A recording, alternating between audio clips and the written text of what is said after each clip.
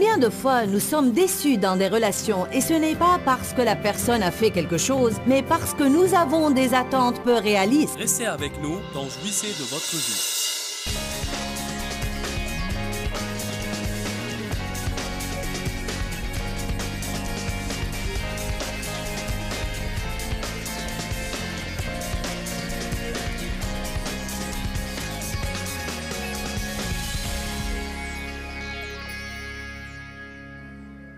Nous devons nous rendre compte, quand nous jugeons les choses, que la plupart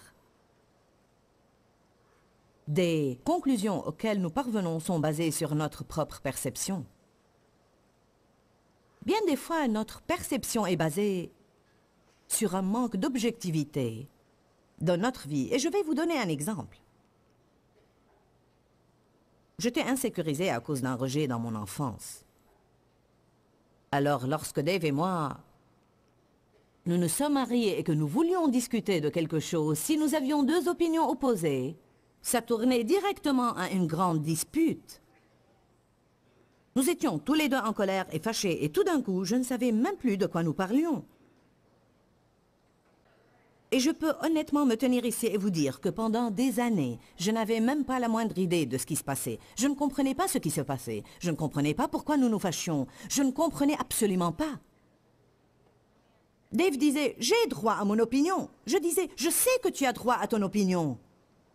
Pourquoi tu ne me laisses pas exprimer mon opinion? Tu peux exprimer ton opinion, mais tu essayes de me changer la mienne. Je n'essaye pas de te changer ton opinion. Il disait, tu essayes de me manipuler. Je n'essaye pas de te manipuler. Je ne comprenais vraiment pas. Qui s'est trouvé dans des situations pareilles où vous essayez de discuter de choses avec quelqu'un et il semble que chaque fois que vous n'êtes pas d'accord, vous finissez par vous disputer et vous ne savez absolument pas communiquer? Ou bien vous commencez à parler d'une chose et tout à coup vous parlez de tout ce qui s'était passé depuis une éternité.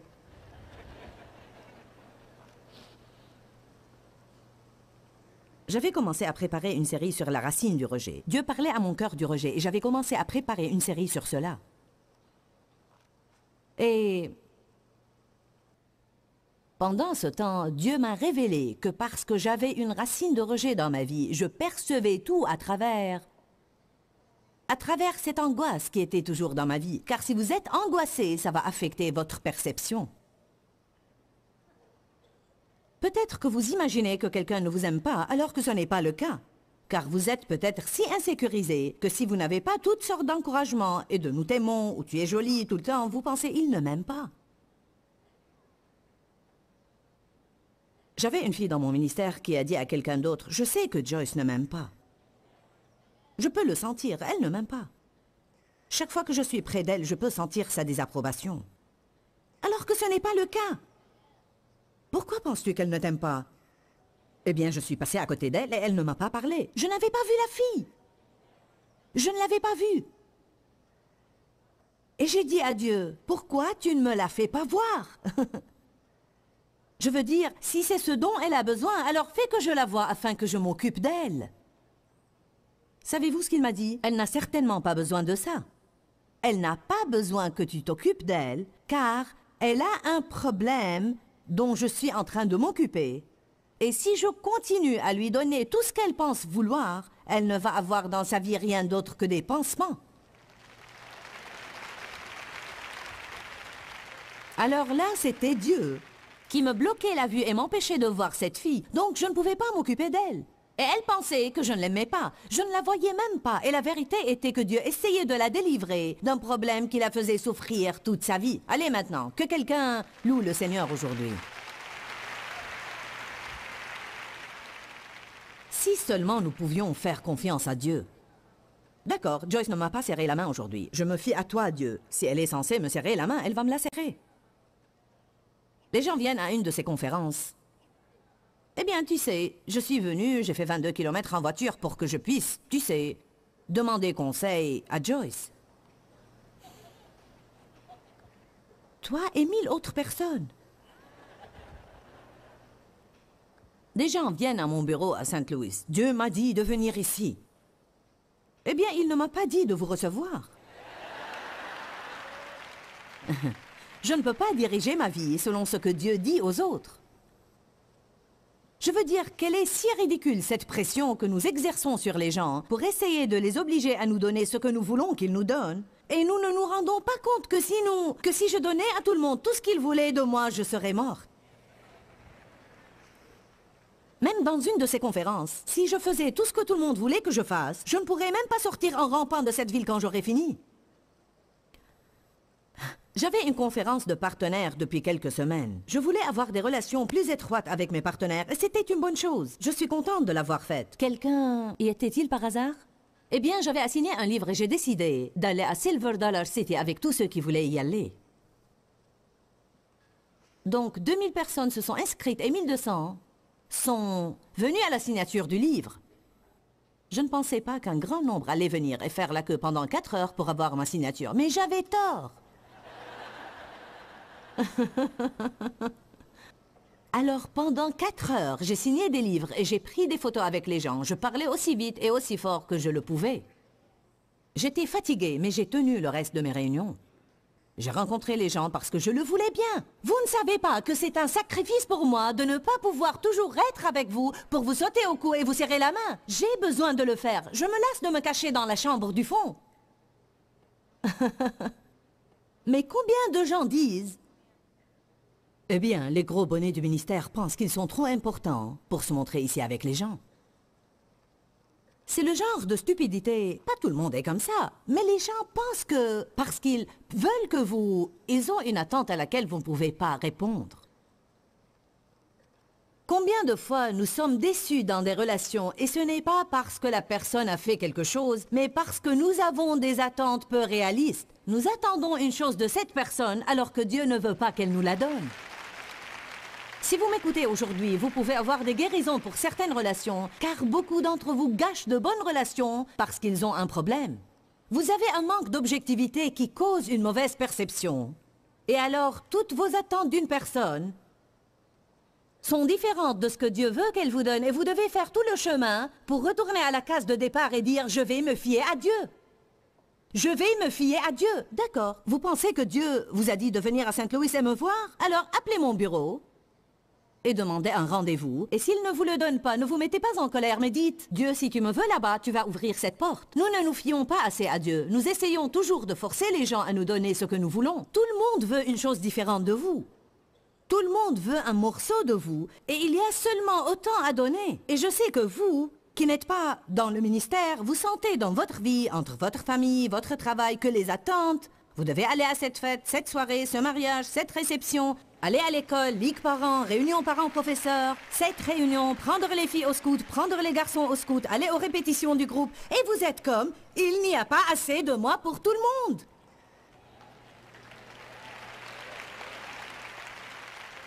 Cela va vous rendre fou.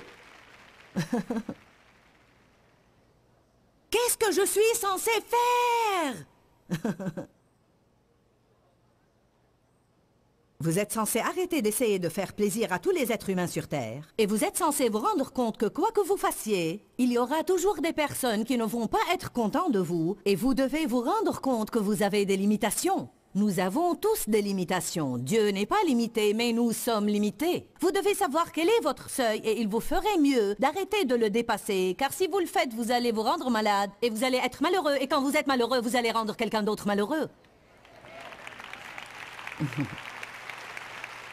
Bon sermon, Joyce. Merci, je vais continuer.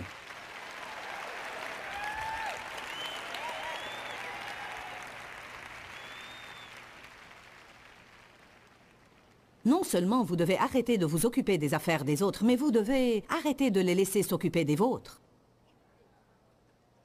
Amen? Si vous avez à le faire, dites ce n'est pas votre affaire.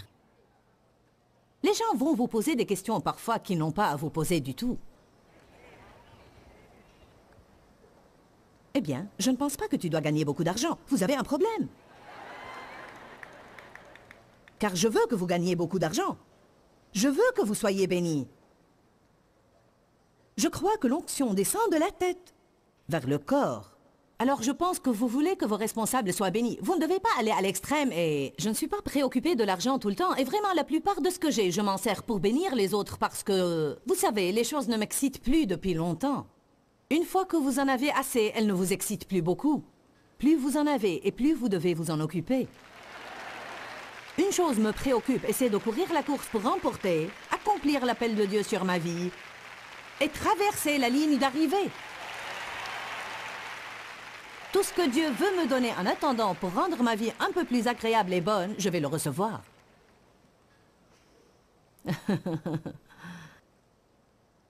Il y a des choses que nous ne devons même pas demander aux gens. Vous n'avez même pas besoin de poser aux gens certaines questions. Vous devez vous demander, quel est mon motif là? Pourquoi je pose cette question? Parce que je veux savoir. Pourquoi vous voulez savoir? Pour former une opinion que vous ne devez pas former pour commencer. Je vous vois tous là-haut dans les hauts rangs. Vous aviez peur de vous asseoir en bas, n'est-ce pas? Je vous taquine. Je ne veux pas manquer cette histoire sur l'époque où Dave et moi ne pouvions pas nous entendre. Tu es revenu juste à temps, chérie. Tu as pensé que tu t'es absenté le temps qu'il faut pour que j'en finisse, n'est-ce pas?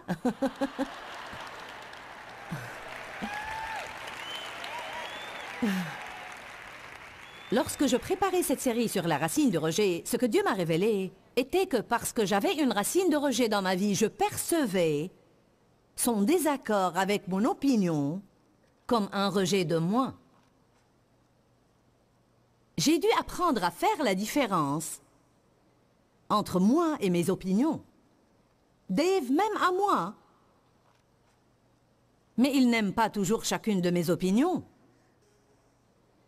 Il est d'accord avec moi, mais il n'est pas toujours d'accord avec chacune de mes opinions. Et quand j'essayais de lui imposer mes opinions pour me sentir sécurisée, alors il se sentait contrôlé et manipulé, et puis il commençait à m'en vouloir parce qu'il sentait qu'il n'avait pas de liberté. Vous ne pouvez pas avoir ce que je vous donne ce matin sur le divan d'un psychiatre pour moins de 1000 $.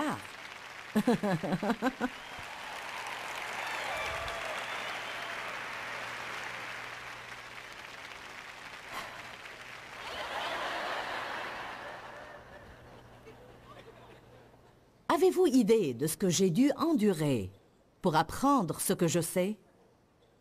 Car je ne l'ai pas eu sur un divan. Je l'ai eu en m'accrochant au pied des meubles, sentant mes entrailles se retourner à cause de la douleur que j'avais et qui était due aux choses que j'avais endurées en essayant de découvrir ce qui n'allait pas dans ma vie. Notre table de cassette n'est qu'un compte-rendu enregistré d'une vie transformée. Et si je peux y arriver, vous pouvez y arriver, mais il va falloir faire face à la vérité.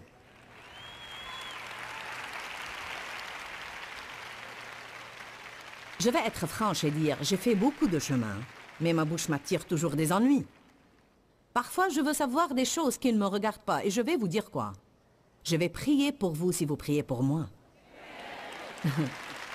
Prions les uns pour les autres et voyons si nous pouvons avoir une percée. Nous devons entendre ce genre de choses. Ce sont les choses pratiques qui nous attirent des ennuis tout le temps. Combien d'entre vous aujourd'hui, en même temps que moi, vont relever le défi? Voyons vraiment si nous pouvons réussir un jour à croire au meilleur. Dans chaque situation, croyez au meilleur. Par exemple, vous attendez dans un parking. Vous attendez car vous voyez que cette voiture va partir. Vous attendez, vous attendez, et vous attendez. Et juste au moment où elle part, quelqu'un vient et prend la place. Mais...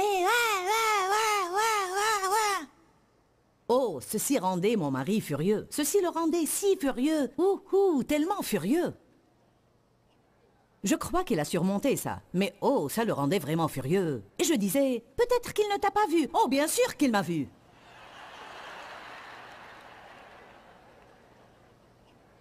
Qui sait qu'il est plus facile de dire à quelqu'un d'autre de croire au meilleur lorsque ce qui se passe ne nous importe pas? Cette place de stationnement m'importe peu, alors je peux être vraiment spirituel. Tu sais que nous devons croire au meilleur. Ensuite, je peux même commencer à le juger. Eh bien, il ne marche pas selon la charité. Mais si c'est une chose qui me dérange à moi... Allez, maintenant. Ouh, Jésus! Est-ce qu'on s'amuse aujourd'hui? Pourquoi devons-nous toujours être négatifs? Eh bien, tu as fait ça exprès. Tu l'as fait exprès, tu essayais juste de m'embêter. La plupart du temps, 85 à 90% du temps. Peut-être que c'était 80% la veille, mais ça a augmenté depuis.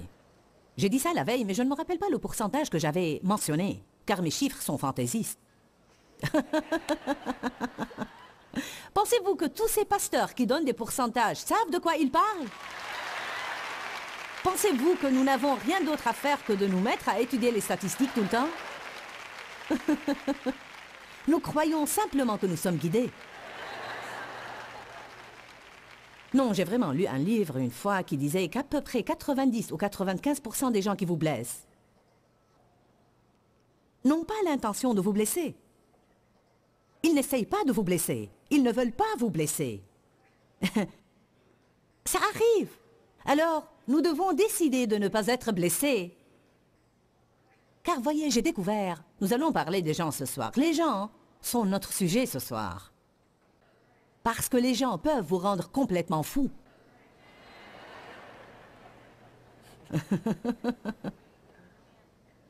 Mais ça revient plutôt à... Beaucoup de ça revient à cette affaire d'attente.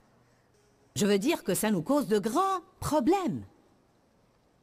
Je m'attendais à ce que tu m'appelles. Je ne savais pas que tu voulais ça.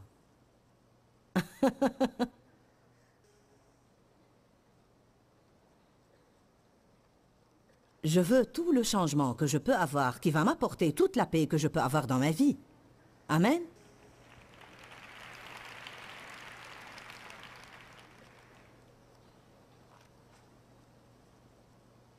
Juger le péché est acceptable. Mais juger une personne ne l'est pas. Savez-vous pourquoi? Parce que Dieu voit toujours le cœur. Une chose que nous ne connaissons pas, peut-être que nous voyons ce qu'une personne fait, mais nous ne connaissons pas son motif. La Bible nous promet que le jour viendra où toutes les choses secrètes du cœur et tous les motifs cachés vont finir par être révélés. Allez à 1 Corinthiens chapitre 4.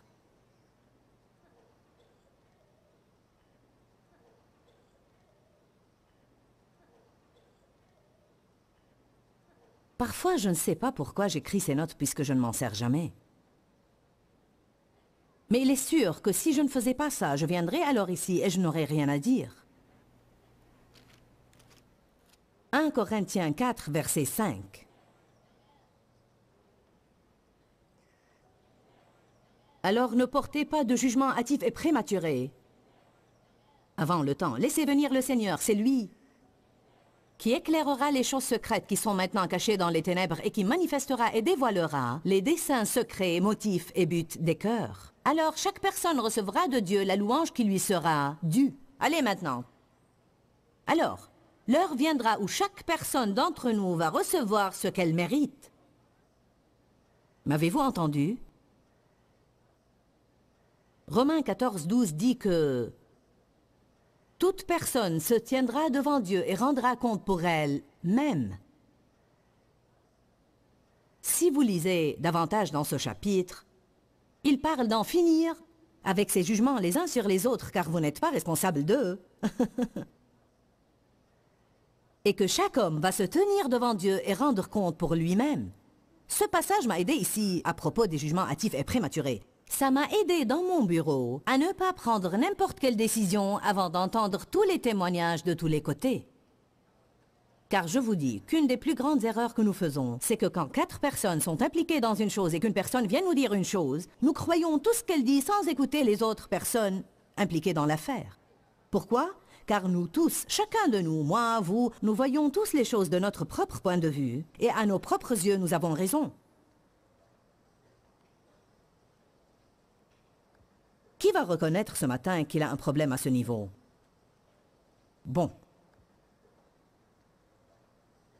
Alors, ne nous pressons pas à juger les choses. Attendons et pensons aux choses. Et vous savez, Dieu a ramené à ma mémoire une chose il y a 2 jours. Je la connaissais, mais j'en avais besoin de nouveau. Il a dit, Joyce, ne t'occupe jamais de quelque chose quand tu es en colère. C'est une erreur de s'occuper de quelque chose quand vous êtes en colère, parce que si vous le faites, quand vous êtes en colère, vous allez certainement dire la mauvaise chose et faire la mauvaise chose et prendre des décisions radicales que vous n'allez pas vouloir respecter plus tard. Et le meilleur service que nous pouvons nous rendre, c'est que quand quelqu'un nous dit une chose qui nous rend furieux, nous ne nous en occupons pas tout de suite. Laissons la chose se calmer. 30 minutes, 1 heure, 15 minutes, un temps, mais juste calmons-nous. Ne dis pas.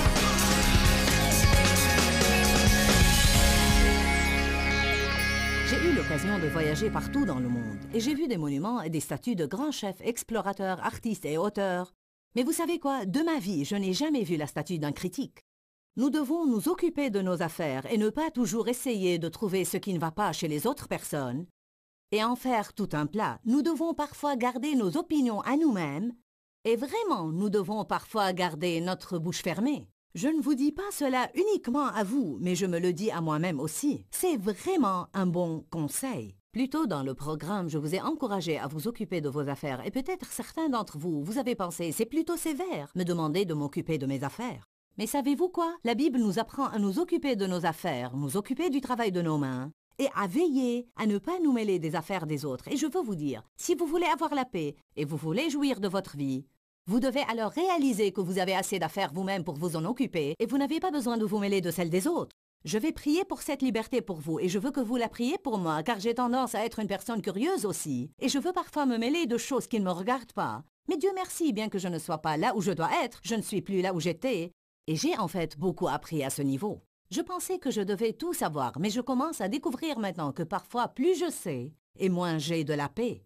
Alors je vais clôturer le programme aujourd'hui en vous encourageant à faire ce que la Bible dit et à vous occuper de vos affaires. Je vous aime. Que Dieu vous bénisse. Pourquoi Seigneur, pourquoi? Dans ce livret, Joyce Meyer nous enseigne à travers la parole comment être délivré de la confusion. Pour obtenir ce livret gratuitement, écrivez-nous à Joyce Meyer, boîte postale 40095-6300 Larnaca, Chypre. Ou bien visitez notre site web www.joycemeyer.org/fr.